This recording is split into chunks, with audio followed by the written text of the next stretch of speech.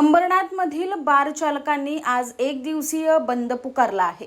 सरकारने बारमध्ये विकल्या जाणाऱ्या दारूवरील टॅक्स वाढवल्यामुळे हा बंद पुकारण्यात आला असून अंबरनाथ शहरातील 40 पेक्षा जास्त बार आज बंद राहणार आहेत।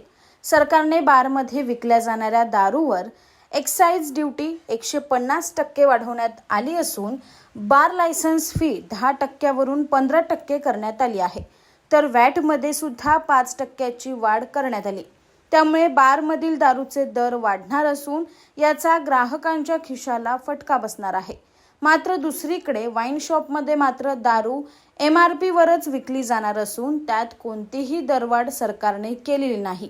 त्यामुळे दारू पिणारे ग्राहक बारमध्ये येण्याऐवजी वाईन शॉपमधूनच दारू विकत घेतील आणि बाहेरच कुठेतरी बसून मद्यप्राशन करतील, ज्यामुळे बार चालकांचं मात्र मोठं नुकसान होईल, अशी भीती अंबरनाथ हॉटेल असोसिएशनचे सचिव सुनील शेट्टी यांनी व्यक्त केली आहे। हीच बाब सरकारपर्यंत पोहोचवण्यासाठी अंबरनाथ हॉटेल असोसिएशनशी संलग्न बार चालकांनी आज एक दिवसीय बंद पुकारला आहे। यात अंबरनाथ शहरातील 40 बार आज एक दिवसाकरिता बंद राहणार असून सरकारने याची दखल न घेतल्यास भविष्यात जास्त कालावधीसाठी बार बंद ठेवू असा इशारा बार चालकांनी दिला आहे।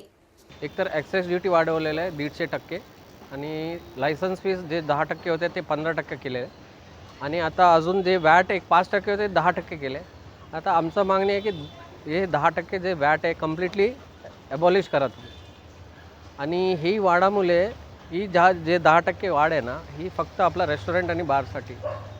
त्याच्यामुळे आता काय झालेलं आहे, वाईन शॉप आणि बारचा रेटमध्ये एवढं फरक आलेला आहे, ते आपल्याकडे हे कस्टमर येणारच नाही।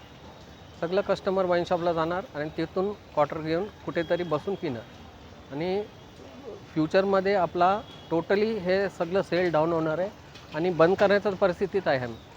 म्हणून आज एक टोकन स्ट्राईक म्हणून गव्हर्नमेंटला कळवण्यासाठी की आम्ही कसं त्रस्त आहोत हे कळवण्यासाठी आम्ही ही टोकन बंद केलेलं आहे। Bureau report AB fast news Ambernath.